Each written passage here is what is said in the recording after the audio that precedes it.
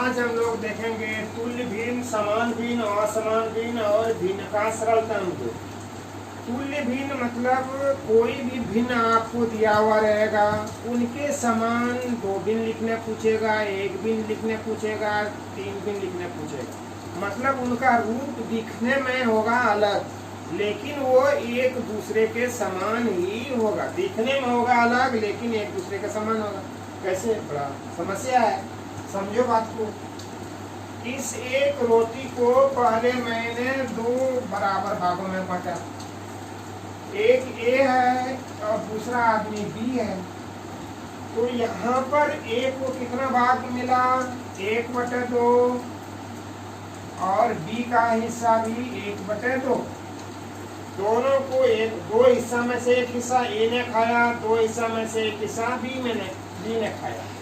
अब इसको खाने में दिक्कत हुआ, नहीं खा पाया, बोला थोड़ा सा बड़ा हो गया। अब इस रोटी को मैंने क्या कर दिया? 4 भागों में बांटा। अब यहाँ पर ए ने खाया 2 हिस्सा और बी ने खाया 2 हिस्सा। तो बताओ यहाँ पर ए ने कितना हिस्सा खाया? 2 हिस्सा। कितना हिस्सा में? 4 हिस्सा में 2 हिस्सा। इसका मतलब है कि 2/4 भाग खाया।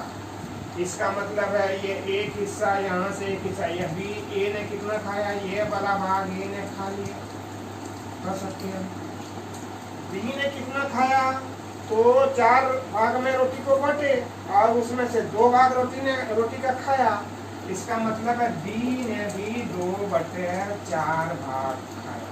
अब आप देखो, इसके पहले वाला भाग, ये भाग ए का भाग था और ये भाग बी का भाग था। यहाँ पर ए ने कितना खा रहा था? 1/2 और यहाँ बी कितना खा रहा था? 1/2। अब उसी रोटी को जब हम 4 भागों में बांट दिया, ए ने कितना खाया? 2/4 और बी ने कितना खाया? 2/4। लेकिन जब इसका देखोगे कि ये भाग और ये भाग दोनों बराबर है और ये भाग और ये भाग भी दोनों बराबर है, ये हम कह सकते हैं आधा खाया, इसने आधा खाया। तो क्यों? तो हम कह सकते हैं कि 1/2 ये बराबर है 2/4 के। अब आप आराम से समझ लिया। अब जब इसको आप सरल करोगे, सरलतम रूप में रहोगे, 2 दूनी 4 मतलब 1/2। ये दोनों बराबर है, इसने भी 1/2 खाया था, ये भी 1/2 ही खा रहा है। लेकिन इसका रूप देखो बदल गया। यहाँ पर अंश था 1 और हर था 2। यहाँ पर अंश हो गया 2 और हर हो गया 4। लेकिन उसका जो मान है, उसका जो वैल्यू है, वो नहीं बदला। इस प्रकार हम कह सकते हैं कि 1/2 और 2/4 ये तुल्य भिन्न है। ये तो एक उदाहरण से हम लोग समझे। अब अगर मान लिया जाए कहीं पर ऐसा आपको मिले कि कहे कि भाई 3 गो तुल्य भिन्न लिखो, 4 तुल्य भिन्न लिखो, 5 तुल्य भिन्न लिखो, तो वहाँ तो रोटी तो टुकड़ा नहीं करेंगे, वहाँ हम संख्या को लिखेंगे। कैसे लिखेंगे? उसका आसान सा तरीका है। मान लिया जाए कि 3/5 एक भिन्न आपको दिया हुआ है पहले से और कह रहा है कि आप इसका 3 तुल्य भिन्न लिखें। कितना तुल्य भिन्न लिखना है? 3 गो। आपको कुछ नहीं करना है। यहाँ पर अंश के रूप में 3 है और हर के रूप में कितना है? 5 है। तो पहला तुल्य भिन्न लिखना है कोई भी संख्या 0 और 1 को छोड़ करके। आपके मन में कोई भी संख्या है, लेकिन वह शर्त है कि वो संख्या 0 नहीं होना चाहिए और वो संख्या 1 भी नहीं होना चाहिए। तो संख्या क्या होगा? 0 और 1 से बड़ा। 2 3 4 5 6 7 8 9 10 11 12 कोई भी संख्या आपके मन में हो, आप उसको ले सकते हो। तो पहला हम 3/5 का पहला तुल्य भिन्न लिखेंगे। तो मान लिया जाए पहला तुल्य भिन्न मैं लिख रहा हूँ किसका? 3/5 का।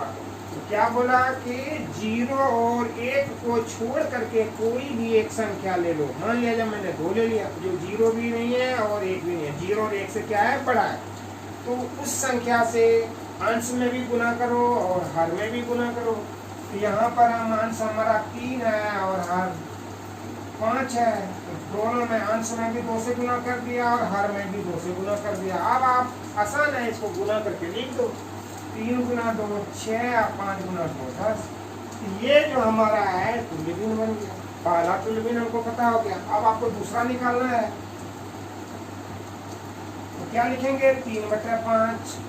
तो पहले 3/5 लिख देंगे। अब यहाँ पर 2 हम ले चुके हैं, अब 0 और 1 से बड़ा 2 तो हम ले चुके हैं। अब कोई भी एक संख्या आप 3 4 5 6 7 जो भी आपके मन में हो, कोई भी एक संख्या आप रख लो।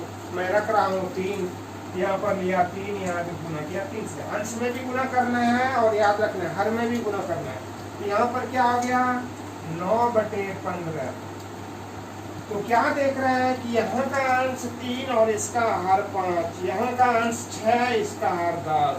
लेकिन ये दोनों जब आप इनको सरलतम रूप आगे हम लोग देखेंगे, भिन्न का सरलतम रूप जब हम सरलतम रूप करेंगे तो ये दोनों आपस में समान होगा। तुल्य का मतलब क्या होता है? बराबर।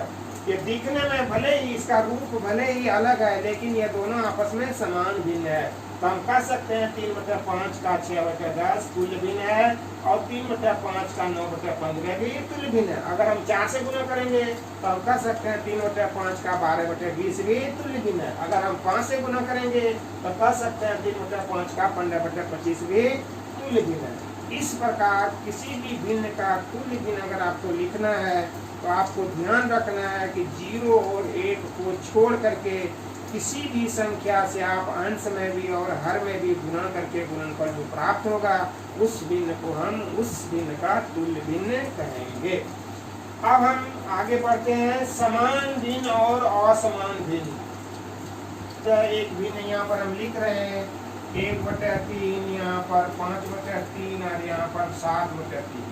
और एक भिन्न यहाँ पर हम लिखे 4/3, 5/2 और 1/4।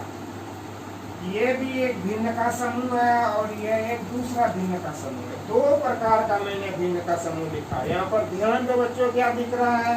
यहाँ पर 1/3, 5/3, 7/3।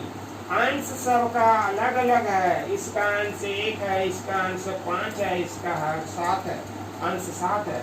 और हर क्या है? यहाँ भी 3, यहाँ भी 3, यहाँ भी 3। तो पहले वाले समूह में हम लोग देख रहे हैं कि अंश सबका अलग अलग है और हर सबका बराबर है।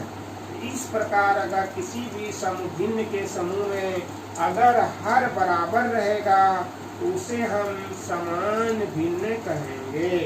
और उसी का उल्टा यहाँ पर क्या देख रहे हैं? अंश भी अलग है, 4/3 अंश भी अलग, हर भी अलग, 5/2 अंश भी अलग, हर भी अलग, 1/4 अंश भी अलग और हर भी अलग। यहाँ कोई भी एक दूसरे के बराबर नहीं है। अंश भी बराबर नहीं है और हर भी बराबर नहीं है।